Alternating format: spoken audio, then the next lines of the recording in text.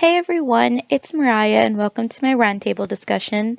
I will be talking about how children with autism are bullied in schools and how teachers can effectively include them in regular class discussion.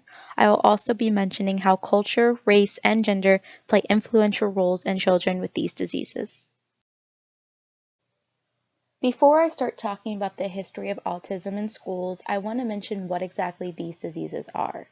Autism is a serious developmental disorder that impairs the ability to communicate and interact. Autism impacts the normal development of the brain in the area of the social interaction, communication skills, and cognitive function. Here is just a visual comparison of autism and Asperger's, and there are similarities and differences as well. So now I'm going to jump into the history part. The concept of autism was coined in 1911 by German psychiatrist Eugen Bleuler. He also describes schizophrenia.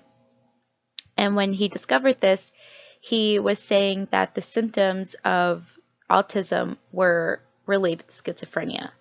According to Bleuler, autistic thinking was characterized by infantile wishes to avoid unsatisfying realities and replace them with fantasies and hallucinations. Psychologists in Britain used the word autism with this meaning throughout the 1920s and up until the 1950s, but in the 60s is when British child psychologists challenged Bleuler and created new methods to validate child psychology as a science. Autism was then completely reformed as a new category to serve the needs of this new model of child development.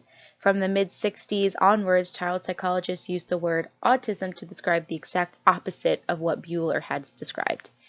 Another reason why diagnosis of autism had rose in Britain and anywhere else is because the closure of institutions for the mentally retarded, in quotes.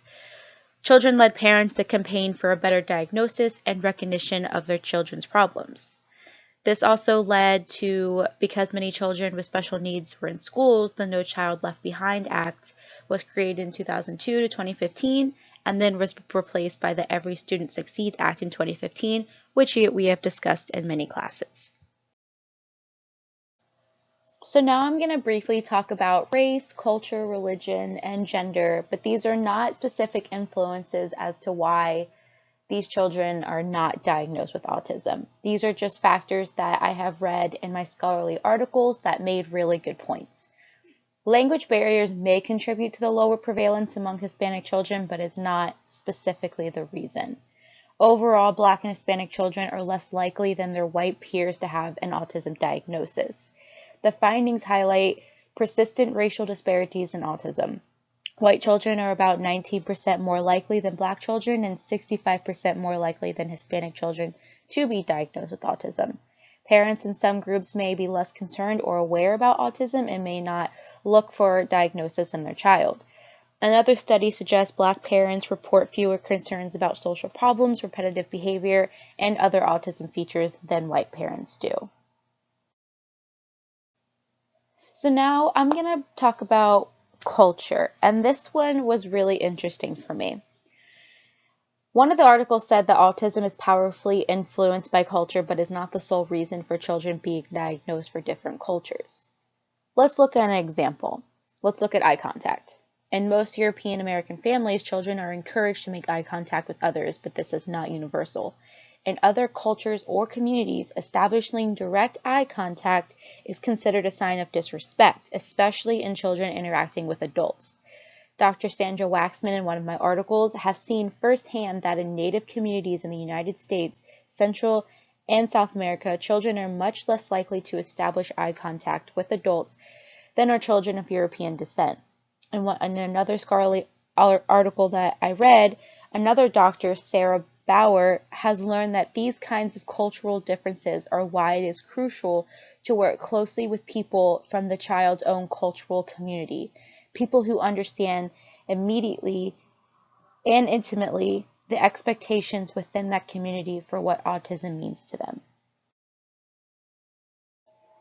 Gender is a topic that I found many articles stating the facts on. In 2017, a study by Looms and other researchers analyzed existing prevalence studies and found that the male to female ratio was 4-1. Boys are 4 times more likely to have autism than girls. It's just something in the boys' DNA that just makes white boys easier to be diagnosed with autism. But that doesn't mean that girls can't get it. It's just extremely rare that girls are diagnosed with autism. They might.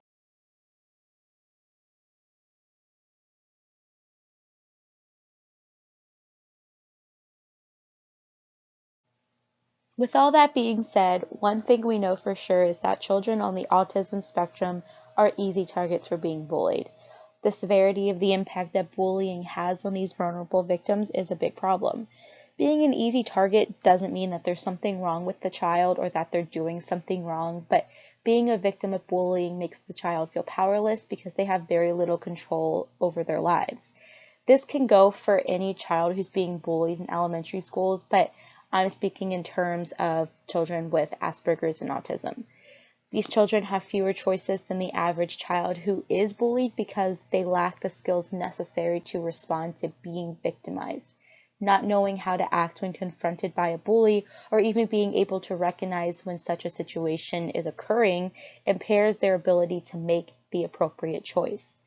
Some children are often not aware when they're being bullied because they think that the person coming up to them may just, is their way of making a friend, or this child is just excited to have someone speak to them.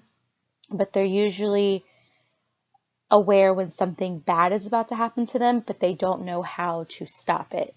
A solution that can start to prevent bullying is to make bullying recognition part of the children's IEP, which is their individualized education plan.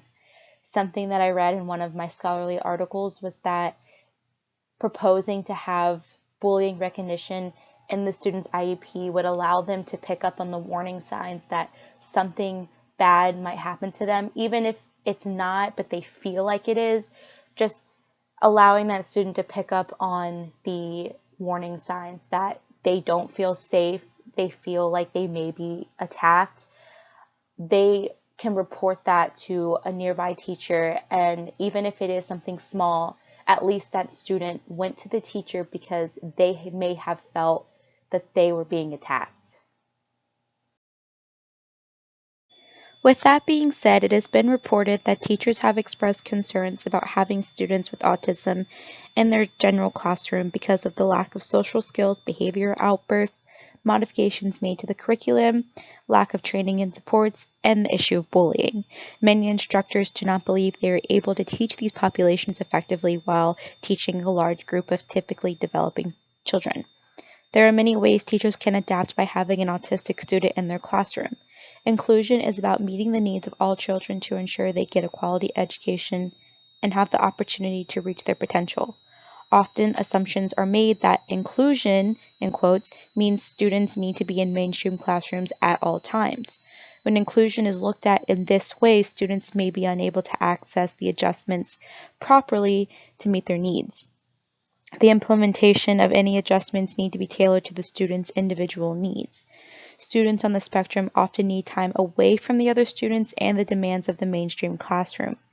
These demands will be based on the individual needs of the students involved, and where they go in these situations would be dependent on the school setting. Doing this would help them not only manage the social and sensory challenges of the school environment, but also the stress and anxiety they can experience in the mainstream classrooms.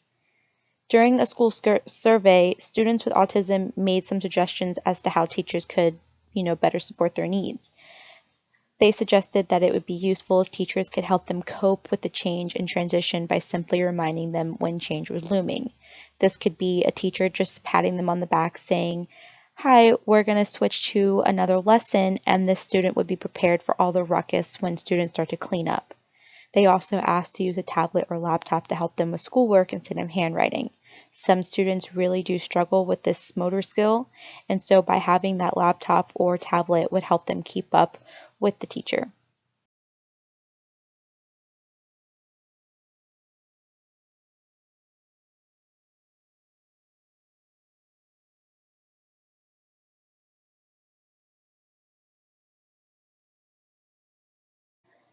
So in conclusion, because there is no single laboratory test for autism diagnosis that relies on a range of observed behaviors, For every young children, diagnostic screenings are based on parental perceptions of behaviors, including their child's tendency to establish eye contact, to form relationships with others, and to reach milestones in language development, and to display certain repetitive motor and play behaviors. Many children with autism are now enjoying placement options in regular education classrooms and are learning with their typical peers. Benefits of this type of placement will increase likelihood of success. With adequate supports in place, significant improvements in social interactions can occur. Typical peers also benefit from participation in an inclusion program by developing a sense of awareness of children with disabilities. They can lead to greater sensitivity towards others and acceptance of the relative strengths and weaknesses we all may have.